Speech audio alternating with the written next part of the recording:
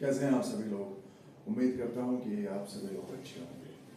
दोस्तों, आज हम जिस टॉपिक पर बात करने जा रहे हैं वो टॉपिक है कि वाईटी स्टूडियो को बार बार खोलना चाहिए, कितनी बार खोलना चाहिए, बार बार खोलना गलत है या वाईटी स्टूडियो में वीडियो अपलोड करके उसको तुरंत चेक करना सही है। इस तरह की बहुत सारे मिथ हैं, अलग अलग यूट्यूबर अलग अलग बातें करते हैं। तो दोस्तों, आज हम इस पर चर्चा करेंगे और इसके पीछे की क्या हकीकत है उस हकीकत को जानेंगे। दोस्तों, वैसे तो जो नए यूट्यूबर हैं उनको ये चाहिए कि वो जब कोई कंटेंट अपलोड करते हैं तो वो कंटेंट यूट्यूब के रूल्स और रेगुलेशंस के अकॉर्डिंग है या उस पर कॉपीराइट क्लेम आने की संभावना है या किसी का वो कंटेंट है। दूसरा ये कि जो यूट्यूबर नए हैं, जो स्ट्रगलिंग कर रहे हैं, जो चैनल पर ज़्यादा से ज़्यादा व्यूअर्स चाहते हैं, सब्सक्राइबर चाहते हैं, उनको बहुत सारी बातों का ध्यान रखना पड़ता है। तो इस पर आज हम इस विषय पर चर्चा करेंगे। और दोस्तों, इससे पहले कि हम इस विषय को प्रॉपर तरीके से शुरू करें, जो भाई हमारे चैनल पर नए हैं वो प्लीज़ चैनल को सब्सक्राइब ज़रूर कर लीजिएगा।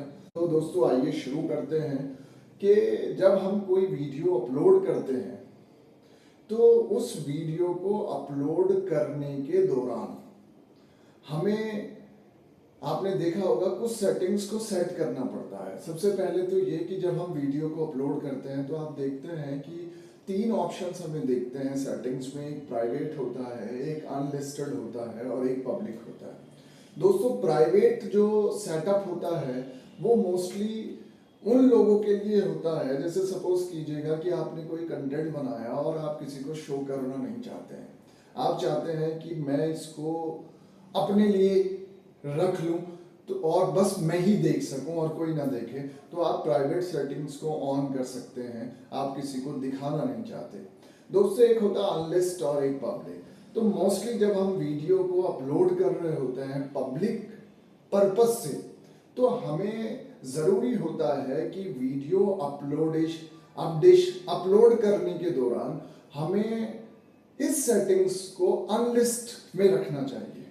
अनलिस्ट में रखने के साथ साथ ही हम, जैसे टाइटल है, डिस्क्रिप्शंस है या रिलेटेड वीडियो या कंटेंट अल्टर्ड है, नॉट अल्टर्ड है, या टैग्स को हम मेंशन करते हैं या कैटेगरी को हम मेंशन करते हैं कि हमारा कंटेंट किस कैटेगरी से बिलोंग कर रहा है। ये तमाम सेटिंग हम तब करते हैं जब हम अपनी वीडियो को अपलोड के दौरान अनलिस्ट कर लेते हैं, और अनलिस्टेड करके तब हम इन तमाम सेटिंग्स को फुलफिल करते हैं। तो ये तरीका होता है वीडियो को अपलोड करने का। मोस्टली यूट्यूबर्स ज़्यादातर हम देखने को मिलता है कि वो सेटिंग्स को छेड़ते नहीं, वीडियो अपलोड कर दिया और वीडियो अपलोड होने के बाद ही बस उसको छोड़ दिया, जबकि ऐसा नहीं करना चाहिए। इससे कहीं ना कहीं जो रैंक ऑफ व्यूज़ है या जो एवरेज ऑफ व्यूज़ है, जो लाइकिंग है या उसका परसेंटेज ऑफ व्यूज़ है, इम्प्रेशन क्लिक का, उस पर बहुत चीज़ें निर्भर कर रही होती हैं। अगर ये चीज़ें प्रॉपर तरीके से हम नहीं करते, जिसमें हमारा थंबनेल हो जाता है, टाइटलिंग हो जाती है, तो हमारे जो रैंक ऑफ व्यूज़ है वो डाउन हो जाता है। तो सबसे पहले तो ये कि वाईटी स्टूडियो में अगर आप वीडियो को अपलोड कर रहे हैं तो पहले उसको अनलिस्ट करिएगा, और अनलिस्ट करके ये तमाम सेटिंग, चाहे वो डिस्क्रिप्शंस का है, चाहे वो टाइटलिंग का है, चाहे आपका टैग का है, चाहे आपका चैनल कैटेगरी, कंटेंट कैटेगरी है, तो ये तमाम चीज़ें की सेटिंग्स हमें करनी चाहिए। तब जाके हमें, जब हमारा प्रॉपर अपलोड हो जाए, चेकिंग हो जाए, तब हमें पब्लिक करना चाहिए।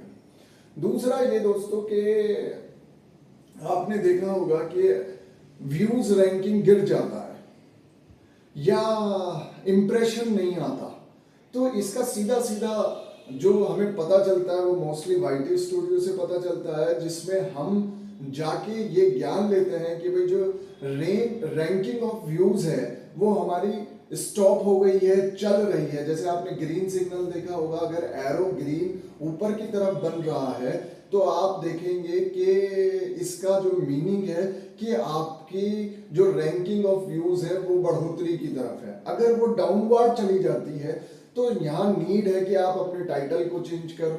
अगर जो इंप्रेशन ऑफ क्लिकिंग है वो आपका डाउनवर्ड जा रहा है तो जरूरत है कि थंबनेल को चेंज करो।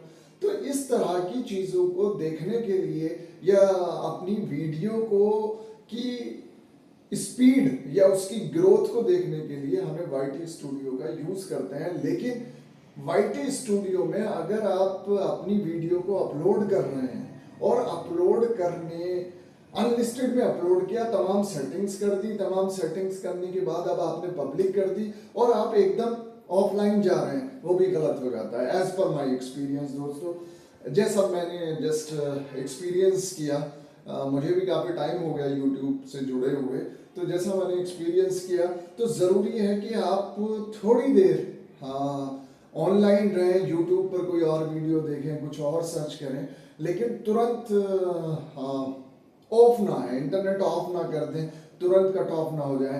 एक चीज़, दूसरा कि जैसी वीडियो अपलोड हो जाती है और वो पब्लिकली लोग उसे देखना शुरू कर देते हैं तो मोस्टली एक चुल होती है यूट्यूबर्स के साथ कि वो दोबारा हिट करते हैं कि भाई हमारे कितने व्यूज आ रहे हैं, कितनी जो रैंकिंग है व्यूज की वो कितना बढ़ रही है, जो इम्प्रेशन क्लिक है वो कितना बढ़ रहा है, कितना लोग लाइक कर रहे हैं, कितना कमेंट कर रहे हैं, ये भी गलत है।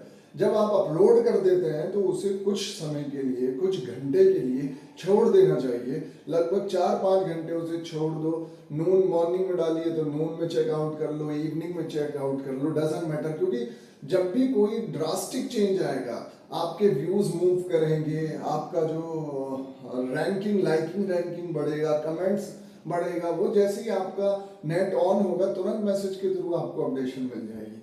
तो यहाँ पर साथियों की अगर आप अपलोड कर रहे हैं YT स्टूडियो में तो आप इस तरह की सावधानी बरतिएगा। इसी से YT स्टूडियो होता ही इसी पॉइंट ऑफ व्यू से है कि आप अपने चैनल का कि जो भी कंटेंट आपने अपलोड किया है कि उसकी एक्चुअल स्थिति वो कितना ग्रो कर रहा है, कितने व्यूज उस पर आ रहे हैं, क्या कमेंट लाइकिंग, आप वहाँ से उसे वॉचिंग कर सकते हैं, वहाँ से आप उसे रीड कर सकते हैं। लेकिन अगर कोई वीडियो आपने अपलोड कर दी, बार बार उसको हिट करना, दैट विल बी रॉन्ग, ये गलत होगा। तो दोस्तों मैं उम्मीद करता हूँ कि ये जानकारी आपको अच्छी लगी होगी और इस जानकारी को जो भी नए यूट्यूबर्स हैं आप उनको शेयर कर सकते हैं। अपना अपना एक्सपीरियंस है दोस्तों, ये मेरा एक्सपीरियंस, मैं वही बात शेयर करता हूँ जिसके गो थ्रू होकर मैंने एक्सपीरियंस कलेक्ट किया होता है। और जो भी भाई मेरे चैनल पर नए हैं, देख रहे हैं, सब्सक्राइब कर दें, वीडियो को लाइक कर दें। तो मिलते हैं फिर एक अगली नई जानकारी के साथ नई वीडियो में।